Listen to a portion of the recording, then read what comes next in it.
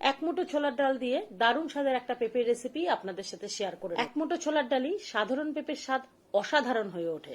সামান্য তেল আর কোন রকম মশলা ছাড়াই এই রেসিপিটা খেতে অসাধারণ। এই রেসিপিটা গরম গরম লুচি, রুটি, পরোটার সাথে কিন্তু দারুণ লাগবে। রান্নাটা দেখতে যেমন ভালো হয়েছিল, খেতে কিন্তু অসাধারণ হয়েছে। পেঁপের এই রেসিপিটা তৈরি করার জন্য আমি এখানে 1.5 খানা মতন পেঁপে নিয়েছি। পেঁপে খুব ভালোভাবে ধুয়ে পরিষ্কার করে নিয়ে দানার অংশগুলোকে ফেলে দিয়েছি। তারপর খোসা ছাড়িয়ে আবারও ধুয়ে নিয়ে এরকম গ্রেটারের বড় অংশ দিয়ে গ্রেট। এই রান্নাটা পেঁপেটাকে যদি আপনারা গ্রেট করে নেন তাহলে কিন্তু খেতে অনেক ভালো। খুব কম তেলেই রান্নাটা হবে। আমি কড়াইতে তেল দিয়েছি, তার মধ্যে তেজপাতা ফোড়ন দিয়েছি গোটা জিরে, এলাচ, দারচিনি, লবঙ্গ একটু থেতো করে দিয়েছি। এর মধ্যে আমি 1 মুঠো ছোলার ডাল দিয়ে দিয়েছি। 1 মুঠো ছোলার ডাল আমি বেশ অনেকক্ষণ আগে কিন্তু ভিজিয়ে রেখেছিলাম। খুব ভালোভাবে ছোলার ডালটা কিন্তু নরম হয়ে গেছে। তারপর ছোলার ডালটাকে জল ঝরিয়ে রেখেছি। তেলের মধ্যে ছোলার ডালটা একটু সময় নাড়াচাড়া করে নিয়েছি, তবে খুব বেশি কিন্তু তেলে ভাজবো না, কারণ শক্ত হয়ে গেলে কিন্তু তেলের মধ্যে ছোলার ডালটাকে একটু সময় নাড়াচাড়া করে নিয়ে গ্রেট করা পেঁপে দিয়ে দিয়েছি। তার মধ্যে দিলাম নুন, হলুদ আর দিয়েছি স্বাদ অনুযায়ী মিষ্টি, দিয়ে দিয়েছি কাঁচা লঙ্কা চেরা।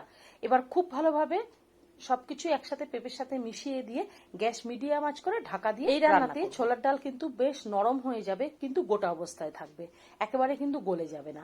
সেই রকমই কিন্তু ঢাকা দিয়ে কিছুটা সময় রান্না করে নেওয়ার পর ঢাকা তুলে খুব ভালোভাবে নাড়াচাড়া করে নিয়ে আবারও কিন্তু ঢাকা দিয়ে দিয়ে রান্না করব। আর পেঁপের ভাপেই কিন্তু এইভাবে ঢাকা দিয়ে গ্যাস মিডিয়াম আঁচ করে রান্না করে নিতে হবে। আর যাতে কড়াইতে না লেগে যায় সেদিকেও কিন্তু লক্ষ্য রাখতে হবে, কারণ কড়াইতে লেগে গেলে এই রান্নার ঘ্রাণ কিন্তু একেবারে অন্যরকম হয়ে যাবে। খুব ভালোভাবে রান্না করে নেওয়ার পরে যদি মনে হয় পেঁপে শুকনো সেদ্ধ হয়নি, তাতে কিন্তু অল্প পরিমাণে আমি এখানে জল দিয়ে নিয়েছি।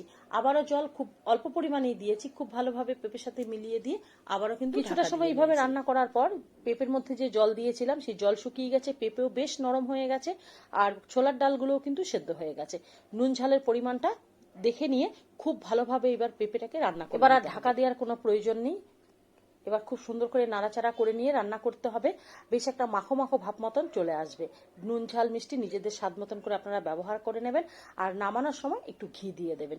এই রান্নাটা খেতে এতটাই লোভনীয় হয় যে সামান্য তেল আর কোনো রকম মশলা ছাড়াই দারুণ স্বাদের পেঁপের একটা রেসিপি। ভাত বা রুটি দিয়ে যেমন ভালো লাগবে, গরম গরম লুচি বা পরোটা দিয়ে কিন্তু দারুণ লাগবে। একদিন লুচি দিয়ে খেয়ে দেখবেন দারুণ। 1 মুঠো ছোলার ডালেই যে পেঁপের এতটা লোভনীয় রেসিপি হয়, আপনারা রান্না না করলেই বুঝতে পারবেন না। তৈরি করে দেখুন, দারুণ লোভনীয়।